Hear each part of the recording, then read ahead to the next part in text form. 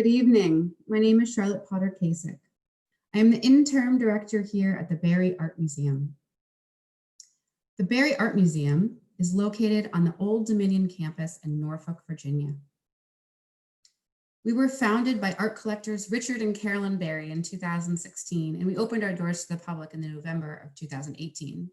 Today, we are safely open to the public 6 days a week with all of our programming on a virtual platform.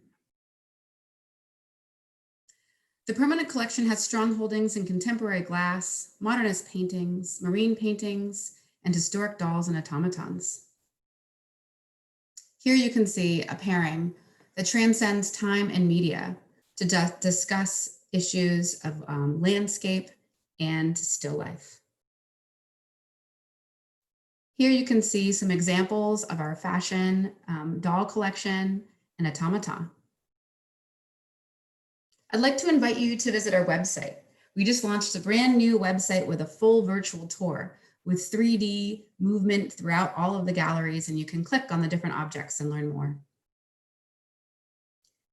Our upcoming exhibition is Orchids, Attraction and Deception, opening February 4th. This exhibition will present works of art relating to the visual allure, ecological fascination, and cultural impact of orchids. Our current exhibition is Joan Thorne, and she is having an exhibition closing. It's a free virtual lecture from the studio. It's a coffee and conversation on Saturday, December 19th at 1 p.m. On January 28th at 6 p.m., we have Sonia Clark. These Days, This Country, This History. This is brought to you in partnership with ODU Arts and the Office of Community Engagement. We have art-inspired yoga that happens every other week. And now, this evening, I'm very pleased to welcome you to the final edition of the 2020 Fall Virtual Artist Lecture Series. This new free series was developed to help bring our collection to life with behind-the-scenes conversations with artists from our collection that bring you around the globe. We're very grateful for the Office of Community Engagement for helping produce this series. In this evening's lecture, the Barry Art Museum is honored to feature the remarkable career and mind of Devin Troy Strother. Born in West Covina, California, Strother attended the Art Center of College of Design in Pasadena, California, and the Skowhegan School of Painting and Sculpture in Maine. Devin Troy Strother's work is eclectic in its materials, references, and content. The artist sometimes comments on race issues, kitsch, and the exuberance of high art, sometimes in a single piece.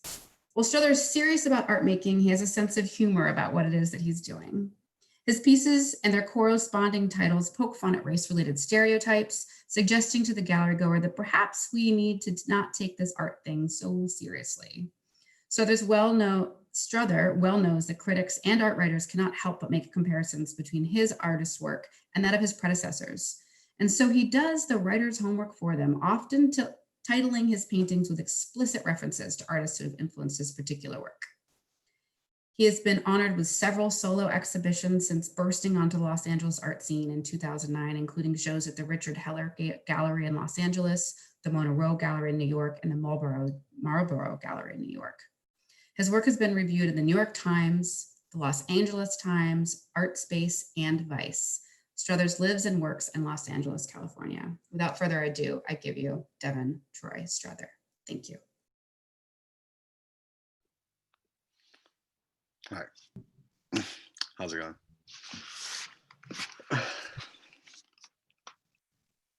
Hi, Devin. Hey.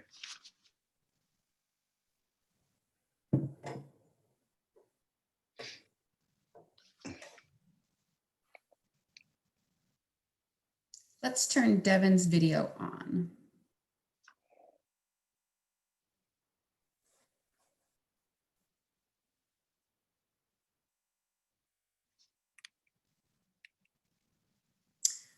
Okay, Devin, do you want to start talking about this piece and I'll advance the slides for you? Yeah, definitely.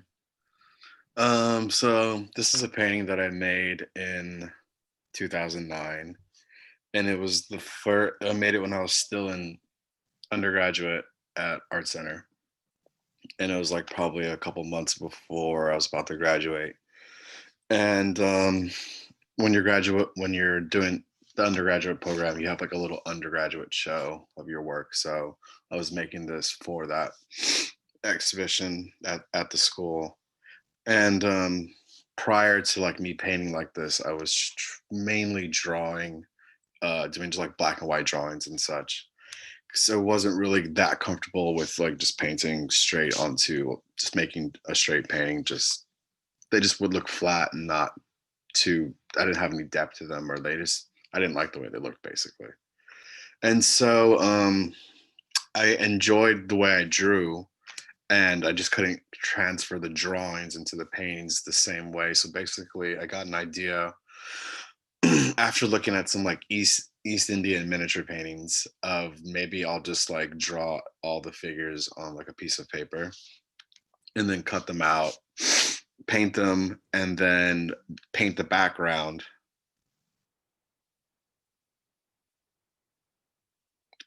Paint the background, and just keep and put down the characters while um, the painting's still wet. And then I would just kind of build up the background that way and make the whole painting. So it was basically a painting, but it was like done through a collage method of me cutting everything out and of cutting everything out and then painting it and then putting it down while the painting was still wet. So yeah, this is another painting that's a little bit later in my career, but it's a painting that I did back at that time, and it's I don't know if we have a close up of it because you can't see the no. So it's okay. Basically it's made up of a bunch of little faces. It's hard to tell with this slide. We should probably just go to the next slide since this one's hard to see. Okay, so this was a series of paintings that I made. Basically I would find photos of just famous performances from like the 60s and 70s, like by like sorry, what's his name? I totally had a brain fart right now. But like Giannis Kouanellis, or like I'm not going to say her name properly because I can never pronounce it. You know her name. Like, so I would just find I would find photos from white performances and would just like kind of flip them and make all the artists in them black. So this is Amiva Abramovich and Uli famous photo of them doing like I forget the name of the original title of the performance, but it's just me reappropriating the photo and turning it and flipping it on its head. Yeah, I did one. Bruce Nauman was who I was thinking about before. Okay, so this is flipping back towards when I was still an undergrad. I made this painting also. I made this painting probably like a little bit right before the first painting that we looked at, the first slide we saw of the two girls fighting. And this painting was probably when I was trying to like correlate. It was the first time I was trying to correlate image and title and trying to have like a relationship there. And the title of this painting is like only the colored shall enter the colored house. So, but the significance of why I put this in here is this is like before I started doing a lot of my paintings. The characters, the black people in the paintings, are painted in blackface. So they just have black, that you'll see in further paintings. But this is before I started giving them red lips and like white for the eyes and blue for the pupils or whatever. But this is right before I got into that, and this is the same method of me cutting of drawing on watercolor paper, cutting it out, painting the background, and then probably also using glue, so I let the background dry and then put down all these objects on top of it. So yeah, that's kind of this is like the start of it. So this is a piece that's at the Barry Museum currently. What was I gonna say? Yeah, so it's currently at the museum right now. This painting was like when I was getting pretty comfortable with just like working with um mixed media of like using a lot of different materials, and I called them paintings, but they were really like kind of collages, but like it's mainly, I used paint to like adhere any of the objects down. It's hard to, if we don't have a close-up of it, but like if you see the line, there's like kind of like these horizontal lines that go across the painting. During this time I was like doing a lot of work that were revolved around shelves, and like kind of like objects on shelves as well. In paintings, there's like a whole history of like Haim Steinbeck and like Louise Nevelson and even Rashid Johnson of right now, just artists who implement kind of shelf like a shelf structure as either it being like a, a way to contain things, or to like a platform to show a bunch of different objects, as one cohesive piece or whatever. So I was just kind of into that idea of just the way shelving works as like a, as like a, as a, as a kind of like as a, works kind of like as a wall. I have another brain fart, but like a wall, which you put sculptures on top of. But you get my idea. So it was just another, display, a mechanism of displaying objects or whatever that would work on the wall. So that's what this work was kind of like generally about, and just kind of like exploring, trying to like make paintings that weren't necessarily about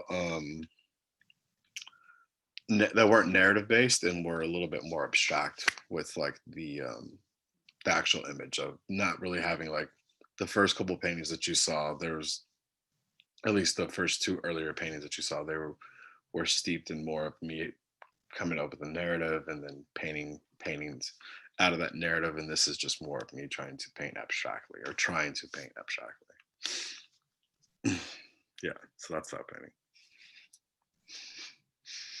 painting. So a little bit around. I'm not really going in any order, so I'm just gonna maybe at the end I can kind of like do it. But like anyway, so this I like started a publishing company with my partner and girlfriend, Yuri Ogita. Um, and so we basically publish books by like just a bunch of different artists that we know, that are my friends, that I kind of kind of came of age with, and also just people I've met currently like on Instagram and stuff like that, but mainly people of color that like I know and have like been around, and also some white people as well. But so this is a poster that we've done this poster series for a while. I've done this poster series that's kind of based around um image and text, and it's almost like it's like kind of steeped in meme culture a little bit, of like, because memes are basically just image and text. It's like a weird, almost like poem in some kind of ways, of how you can like put together the right text with just the right image. So I was kind of like doing these, and they're also based off of like motivational posters as well, that you would see in like offices in like in the 2000s. So this is like one of one of the posters that I made for our poster series through Colored the name of the publishing company is called Colored Publishing. Sorry, so much to go over. So this is one of the first posters. There's another one after this one. Do you do a lot of collaborative work?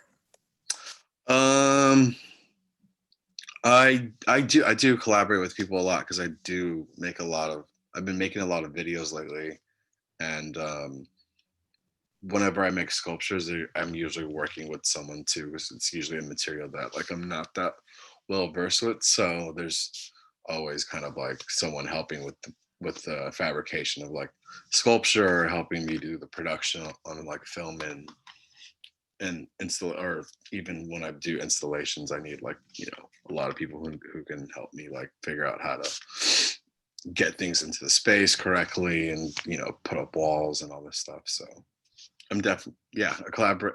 I mean, the paintings aren't that collaborative. I do have like an assistant or two that helps me like draw and cut everything out and paint sections if there's like a lot of, depending on what the painting is. But like for the most part, most of the paintings are done by myself. But there is like a aspect of someone helping me out. But with the publishing, me and my partner, we work together. So she does help. Like I'll do the mock-up, or I'll like make it initially and then she'll take it into Photoshop, or I'll do it in Photoshop and then she'll clean it up in Photoshop because she's way better at graphic design than I am, or just like with type layout and shit. So yeah, this is another poster from that series. And this is like an installation at a gallery that I work with here in LA called The Pit. And they do this thing called they basically have a zine, they call it the zine room, where they turn their office, like part of their waiting room office, into like this like kind of zine collection room. And it was the last time they're doing it because they knocked down the wall and expanded the gallery a bit. And so I did the last show there, and we just did a collage of a bunch of the posters from the poster series that I was just talking about on one of their walls. And yeah, it's like a stack of our books on the table, I think, and a slide or two up. They'll be, yeah. So this is the latest publication that we've done. It's something that it's an ongoing publication. It's called Reparations Now, Volume 3. Obviously, we've done 2 more before this, but this one includes the other 2 as well. So it's like the full 3 editions all in one, and they're basically they're kind of just like, they're spreads about just like different nuances within race and imagery, and just kind of trying to find writings that kind of coincide with certain images. And it was just another kind of what we do of like selecting quotes and selecting just different writings from different artists that we like, and or poets or whatever, and kind of adding that to an image or something that may like contrast with it or also go along with it. It varies on like the intention, but that's what a lot of it is. It's just us kind of like showing like, you know, image and word coincidences almost. Like if you could just go to the next slide, you can see like an example. So yeah, it's like something like that. Or this is like 2 different, I'm trying to remember the actual source where we got this from, but it was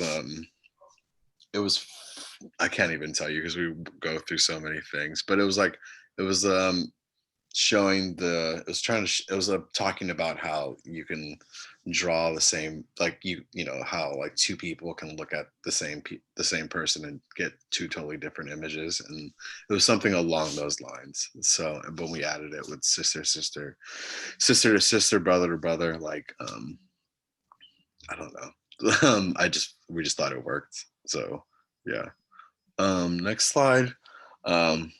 Yeah, this is more example of something that I would probably want to like do something dedicated to like the 90s and like internet culture. Obviously on the right, that's Brandy, and the dude on the left, I don't know who he is, but he's some nigga that he was on a bunch of Tumblrs and stuff like that, and like the whatever 2000s, and yeah, and then fire is just really in right now, so it's a fire spread. I'm not sure which one this is. Oh, okay. So this this is a performance show I did.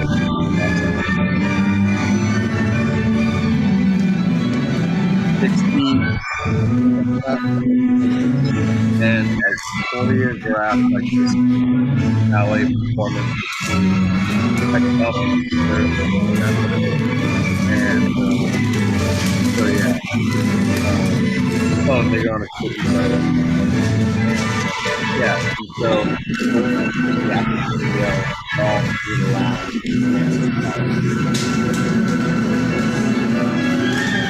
Starts out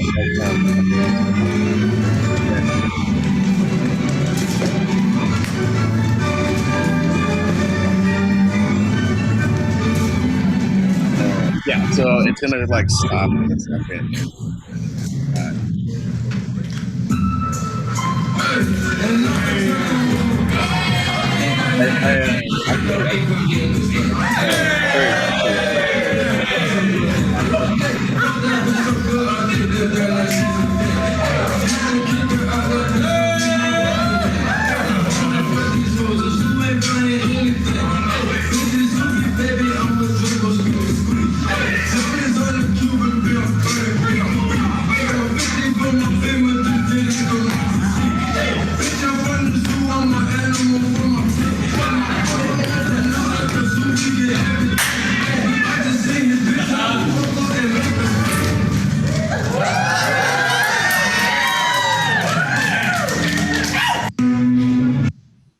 So at the end of it, I come into it and it's just a mess, but it's all good. We don't need to watch that.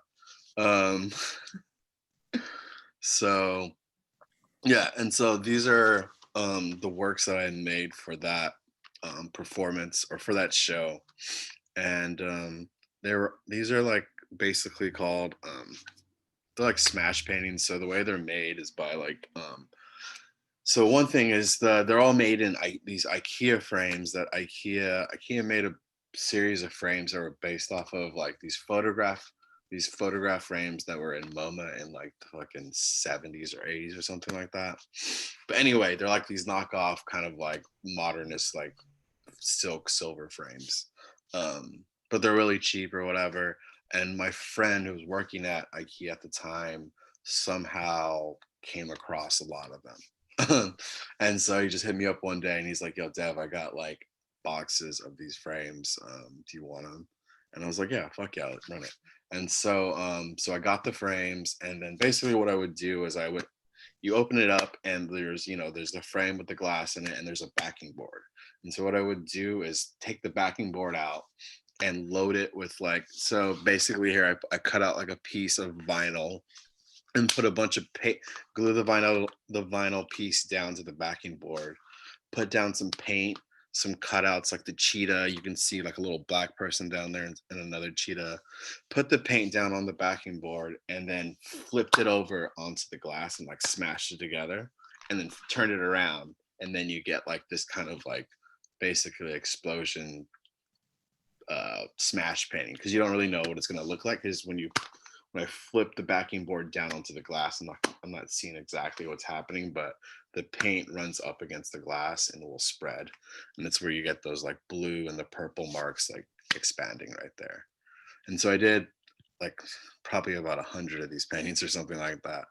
And we hung them all around the gallery in like a very like dramatic like salon style way. I think there's a couple more after this one. Maybe that. Oh yeah, I guess it was just the two. Okay, so this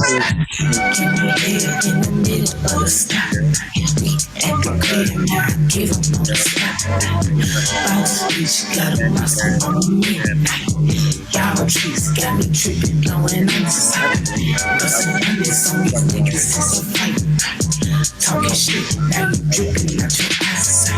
You better wait on the edge, that's what I like. Do your job, they will never have to terminate. Came up, then I brought on Superman ice. Riding Chevy, say the okay, yeah, I'm not in this deal, but I'm like,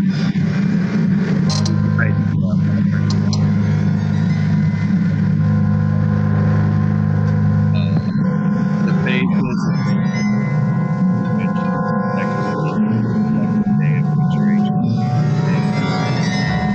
that's digressing to the mirror about like her day. Hi, Rashad. Hey, girl, meow. Can you do me a favor? Can you roll a joint for us? Of course, meow. Thank you. Meow. So what's going on, girl? Talk to me.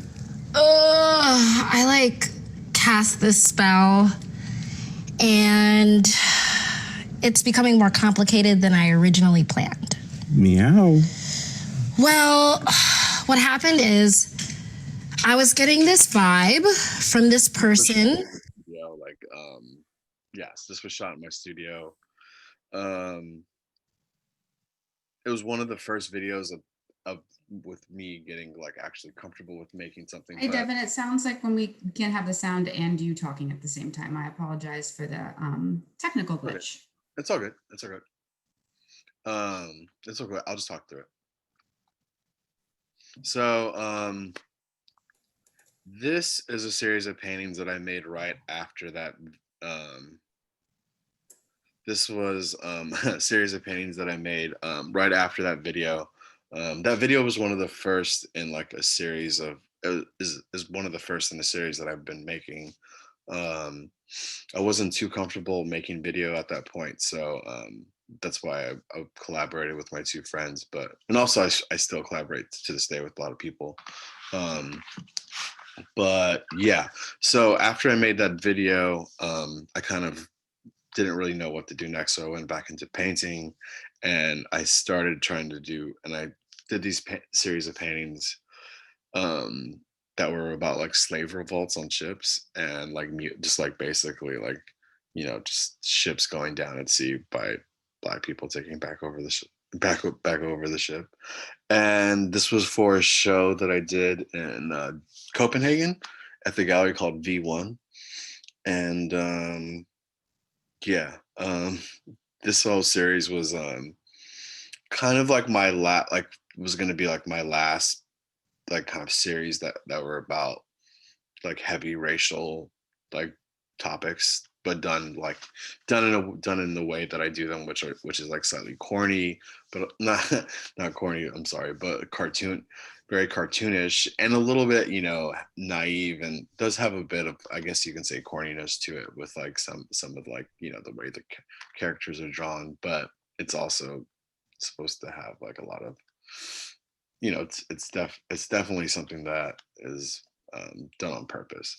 But so yeah, this was like the last of like kind of me having to like wanting to make work that had to deal directly about like a racial issue or something like that. And so yeah, they're kind of like heavy paintings, but they were also really fun to make too. So I think we can go to the next slide.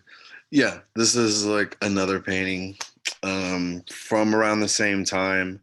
The policeman character has been like a reoccurring character in most of my work. Same thing with the blackface. That's just there. I guess I can kind of explain the way I kind of came into doing blackface work, or using the blackface in like most of my images, was when I was an undergrad. Like the first paintings that you guys saw. Um, so basically, they don't really teach you how to paint Black people in art school. Like it's kind of something they go over like maybe once, So it's not really something, and it's just a little tricky also, because most of the time, most of the models that they have at school are usually white, so you're not even really seeing black. I went to school for illustration and fine art, so I did a lot of like figure drawing, and you like when you're taking like foundational classes for painting and stuff like that, you're usually painting from models or something like that, or you're doing master copy paintings, and most master copy paintings are like about white people, because most of the old masters are all white, and they only painted their clients or the people around them, which were white people. So you're not really seeing that many Black figures to learn to like copy from, or to be able to like get. So I didn't know how to paint Black people. It was like I knew how to paint white people, but Black people is a little bit more difficult, because the way you do shadows and highlights is a little different, and I couldn't get it, or it just didn't look right to me. And so basically I was like, I want to figure out how to paint a Black person though. And I was doing this kind of more like simplistic style of painting, where I was just like, fuck it, if you're a Black person, I'll just paint you Black. And like, so the way I figured is like, I'll paint them black, like jet black. And then I just left them jet black like that. And then I got like, they looked too much like, they look way too much like Kara Walker or something like that. And so I had to make them look a little different. And so basically what I did was like gave them like a little white where their teeth would be. And I was like, that looks kind of weird. And so I wanted to give them lips. And the only thing that really stands out on black is red. So I just kind of outlined where the white of the teeth were with red. And then I was like, shit, I have to give them eyes. And so I just did 2 little white dots, but they looked kind of hollow. And so I wanted to give them pupils, but I couldn't give them black pupils because then it would just fade into the black. And so I was like, oh, I'll give them blue pupils and make it look like red, white, and blue because it's an African-American, pun intended. So it's like, black in the face and also American in the face at the same time. I thought it was clever. And so I just ran with it. And so, I would make black people that color. And then white people started turning pink. I won't lie, they were supposed to be just all white, but it was hard to just see any of their features. So I just like made them pink. And then Asians would be yellow. And then I had a whole different brown breakdown, but it's mainly just like red for Indians and then brown for like everyone else. Sorry. And then so that was how I painted people in my figures of people in my paintings going forward. And this is 2018, so I started doing that in 2009. And so this is just me just keep like next slide. This is me talking about my work. And Devin, we're hearing from people that if you talk over the video, they can't hear both. So I'm just going to play the video. Okay. A lot of the people who come and see my work are maybe of a generation that are a little bit younger and have a different relationship with race as opposed to like my parents. When I was born, it was a lot cooler to be a black kid as opposed to like, in the 60s or like 70s where like it was pretty fucking hectic. So I feel like that is a big part of the work. It's kind of like the sort of reversal of like being like on top instead of on bottom in some kind of way.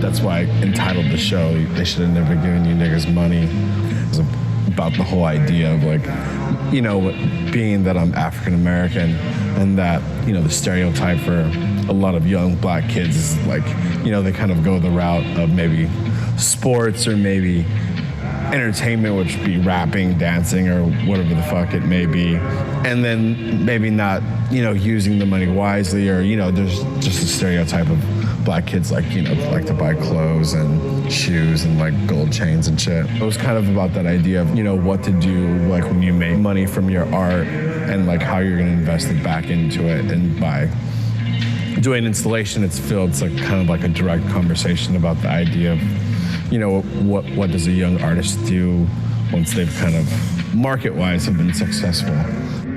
But at the same time, I feel like I just like to make shit that like makes me laugh. So I feel like at the end of the day, if it's not something that's kind of like humorous to me, or if I don't find that it has like some type of comedic or undertone that would make someone laugh, I kind of like rethink it. If it doesn't make me laugh, I won't put it out.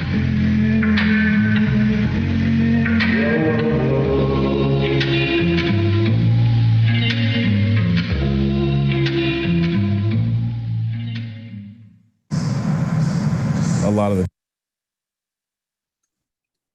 Cool. Yeah, that was a video from an exhibition that I did in 2015, I believe, maybe somewhere around there.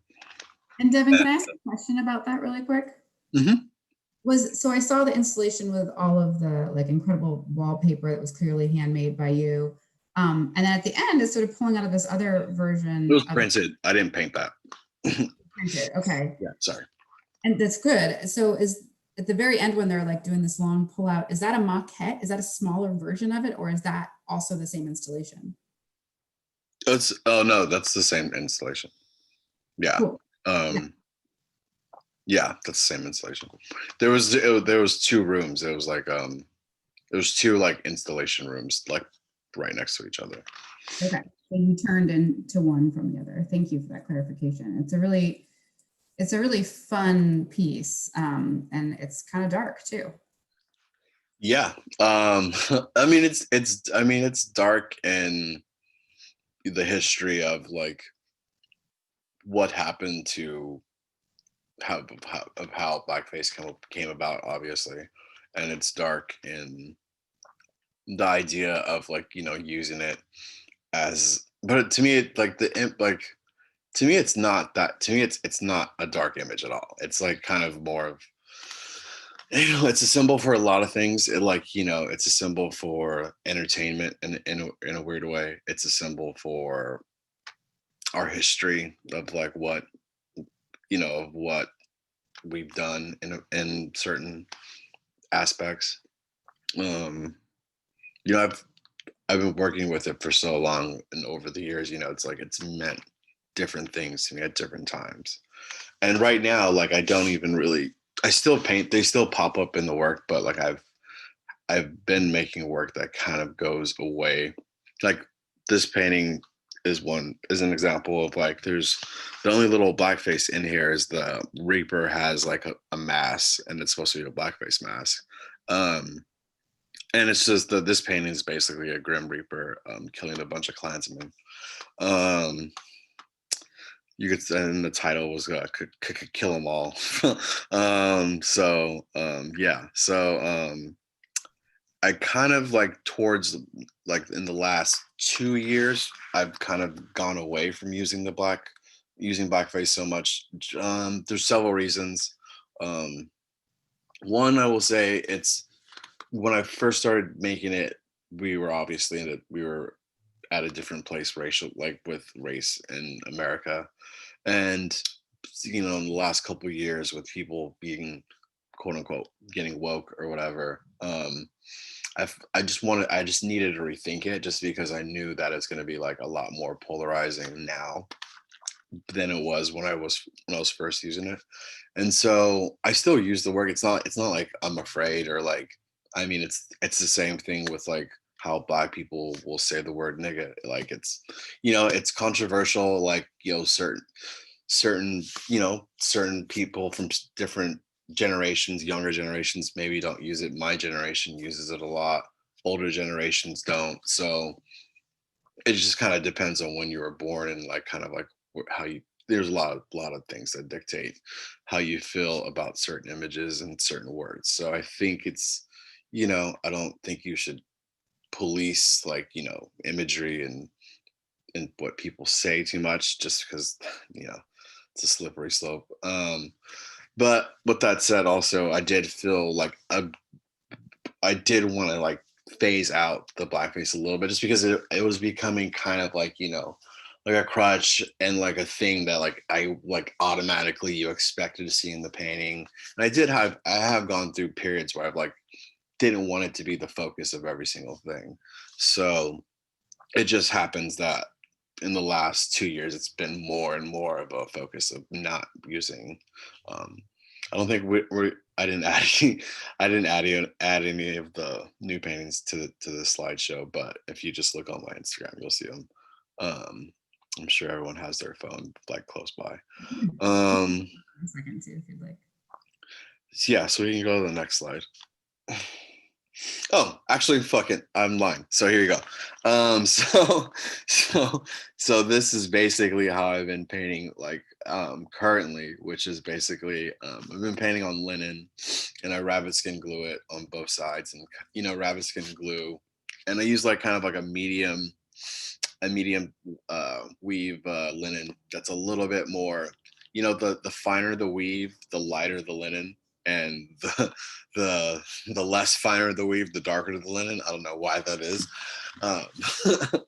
but darker linen is also cheaper, and so I've been using this linen. I rabbit skin glue it, and it kind of turns it to like this brownish yellow that I like really fuck with.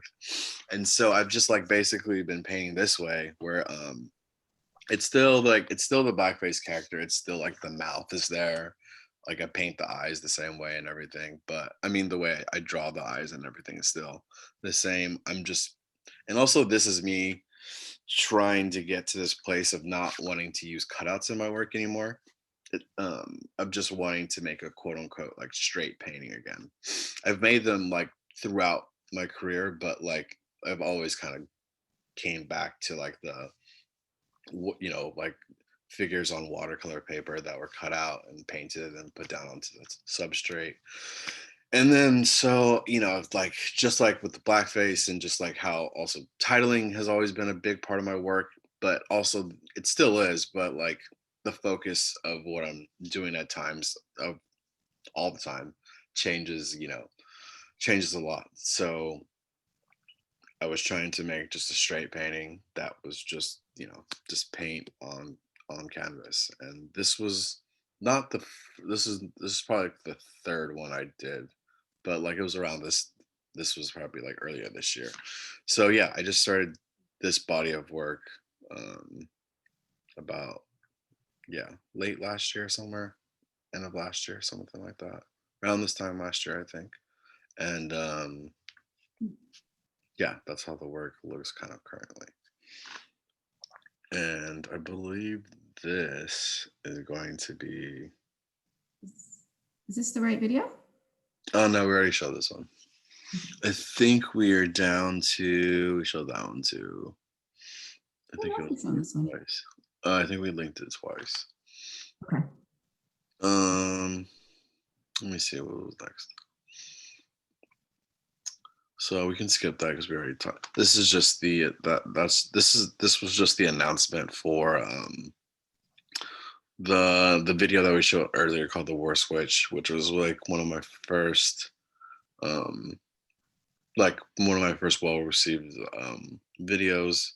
I think I got like an art forum write-up, which was really cool. But we can just skip this one. Okay, so this brings us up to like we kind of skipped around, but it's cool. You got like a good, pretty good idea of kind of like my practice in most aspects, I would say. So this is a shot from a performance that I did recently in Copenhagen. I did it on the 27th, so about a week ago. And so basically I flew out there and they built this box. They built this plastic box. It was like pieces of like 1/4 inch plexi all around it, and there's a giant like plastic tarp on the top. And I did this performance called A Painting in 3 Acts that's based around like Janine Antoni, David Hammons, and Paul McCarthy's Painter video. If you don't know those artists, just look them up and you'll see the works. David Hammons is his body works, and Janine Antoni's it's her hair performance. I can't think of the name of it at this moment. But so I went out there, and basically the next video kind of is another video that I shot prior to doing the performance. So this was shot in LA from up above, and we'll just a little bit play right now. Come down, walk to the middle. There you go.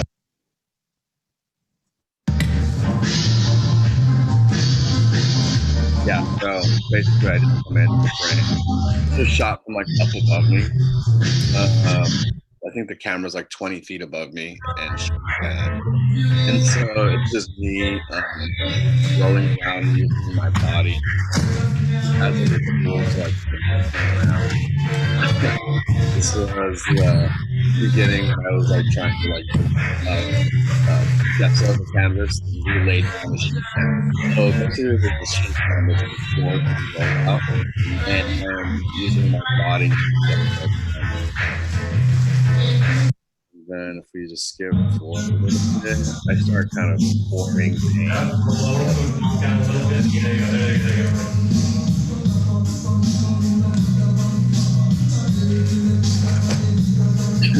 So yeah, so it kind of just gets more ridiculous. It just like me kind of, it's a little absurd, just me like rolling around in paint and like kind of dragging myself through and like kind of slipping and falling a lot. And then by the end, it's like super people. But I was really like learn more of making a video. I think or we lay these out separately for these towels. Here. And that was a little bit more like kind of like a fun distraction. And I've always had a weird relationship with video work because I always thought a lot of them were like stupid. Not stupid, but they're always like not, I don't want to say bad because there are some great ones, but like there's a weird thread with video work and I just didn't, I don't know, the way I'm still trying to figure it out, the relationship I have with it. So yeah. Wow, thank you. I have to say that your practice is one of the most far-reaching that I feel like we've been able to feature so far. And it's really fascinating to see the ways in which you've manifested these really intense ideas. And in some ways, like I can tell that you really inhabit it. In some ways, I know that's uncomfortable territory. And I just have to say, like, thank you for venturing out into the unknown. No, and doing this really vulnerable work and sharing it with us. Yeah, I mean, I guess like I don't know, the most compelling work I feel is like the most vulnerable work usually. So yeah, and I think it's really interesting the way that you have married your sort of knowingness of who came before you and you're sort of like unknowing in the moment and allow yourself to kind of reference them, but also flounder kind of purposefully. And there's something about that that's, I don't know, I think it's really important. And I think that's the way a lot of us feel sometimes when we're trying to make. You've touched on it a little bit. We didn't talk explicitly about the titles of your work and the role of titles in your work. I was curious if you wanted to maybe just touch on the one that we have at the Barry Art Museum briefly and maybe give us a little insight specifically into that title. yeah, are you gonna pop it up? Because I don't remember the title.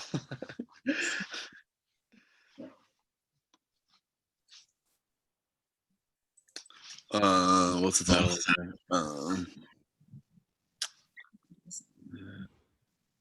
It's actually one of our, like, hands down, it's one of the students' favorite pieces in the entire collection. When I do these surveys with all of our interns and the students that come through, the #1 piece that's come back as the student's favorite is yours. And it's Girl, I'm just talking about that composition. Girl, what you know about that post-abstraction?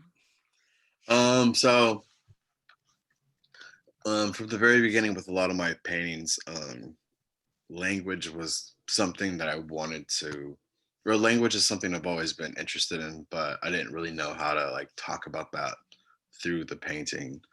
And so I thought the easiest way to do it would be in the title, since the title is like, the title is another part of the piece that's almost like separate from it, because it's, it's not on the piece, like most times, I mean, unless it's in like a museum setting, you don't see the, the title isn't like readily for you to see. You have to get the press release or the gallery sheet with the, or whatever. So you kind of have to go and find the title if you like, and I don't know, like, how many people, there's a lot of people who are into that. There's a lot of artists who just title their paintings untitled, or just like, they'll say like work 1 or something lame like that. So I've always thought like, you have this opportunity with the title to kind of say one more thing, or like, it's the only time you can actually talk for the piece, because you're never going to be there in person most of the time when people are viewing your work. So it's your one chance to communicate with the viewer kind of what you're thinking about. And like, I didn't want to like miss out on an opportunity like that. So, and I thought it was very important to the piece to like, it kind of makes it what it is. It can direct you in so many different ways. It can like lead you away. At the same time, it's just like a powerful thing to title your work. And so I've used in my work, I would use maybe I would talk about like institutional like art, like institutional art speak of talking about Dianetic, not Dianetics, about aesthetics and about like aesthetics and just different types of institutional ways of talking about work, and then coupling that with like like I don't want to say slang because it's not the right word, but like with just with a different vernacular, and that being that of like young Black youth vernacular.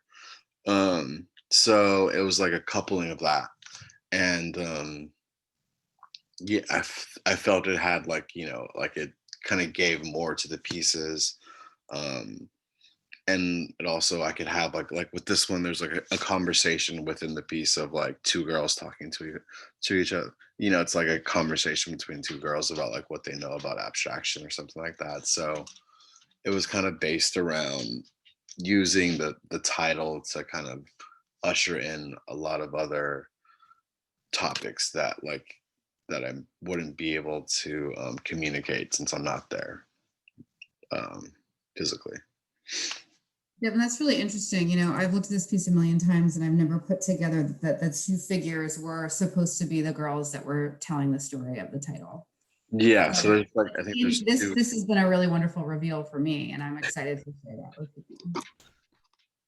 Yeah, I think there's two figures in the painting and it's them talking to each other. So yeah, that's like why titles are kind of cool. They're kind of another little like nugget of the work.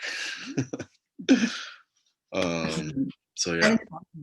And so we're getting a lot of really great questions coming in. I should have mentioned this earlier. If people want to start putting things in the Q&A, I can ask them.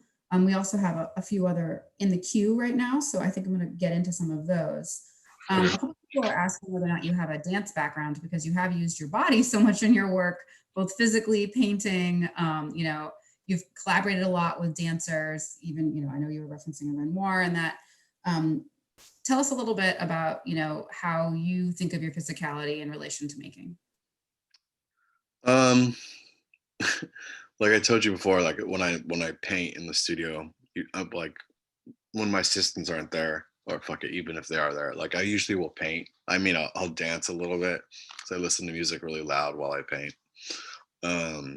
So there is a little bit of like I do dance a lot while I paint, and growing up, I was into breakdancing, and just different dance, like just, there's a lot of like the whole like dance, like rap dance songs and like little rap dancing trends that happen through, like I've grown up with so many of them. So it's kind of like, it's dance has always been something that you like are watching in some kind of way, or maybe reenacting by yourself. So, yeah, it's more of just like a cultural kind of like stimulus. Like it's kind of like something that I've been consuming for so long that like, but yeah, I don't have dance.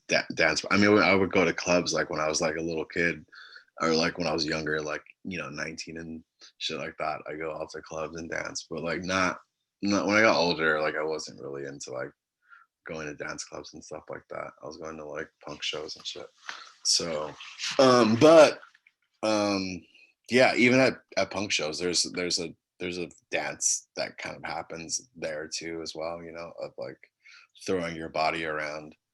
So it's probably just, that coupled with, because the way, I don't want to say the way white people dance, but like at punk shows, it's like it's a chaotic way of dancing, and then you go to like a club and it's this other thing, and it's kind of like I wouldn't say that I blend those two things together because that wasn't the thinking about it.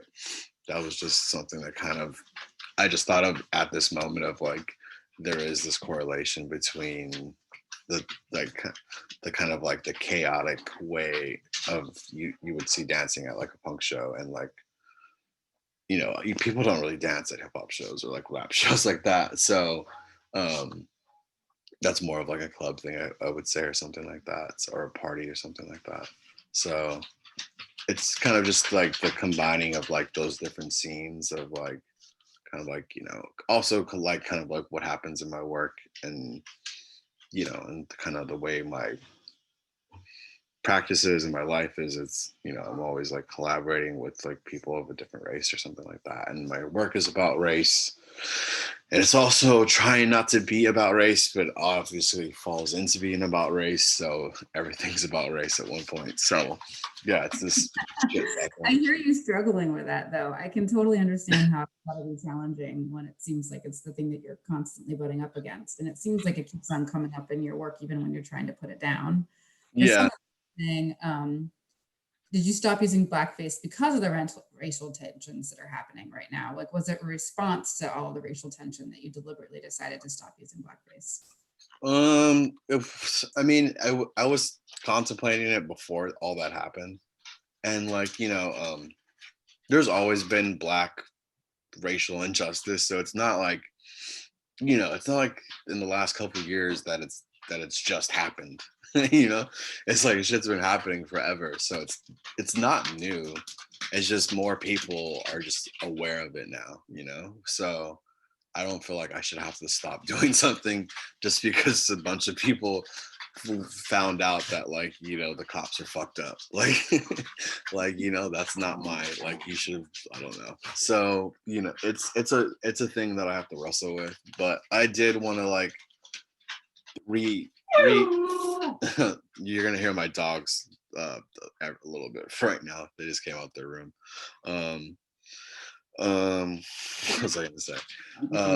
Yeah, it's just something that like I wrestle with, because it's like I know that like new people coming into my work are gonna see, like, what the thing that got me was like, all right, I have quite a few of my collectors are white, and I don't like I've heard of different scenarios where they've had like one of my paintings hanging at their house. They have fucking their local Black friends come by for dinner, and they see my painting and they're just like shocked. And then like the collector, like, you know, has to explain that I'm Black and it's part of my practice, and they're just like, I don't get it. And it's, you know, it's like a whole shit show. And so I was like, I don't want to put, I don't like, I have to like figure out how to renegotiate, you know, that. And so for a time I was like putting my phone number on the back of my paintings and saying like, you know, if there's a problem, you can just call me and I'll like smooth it out.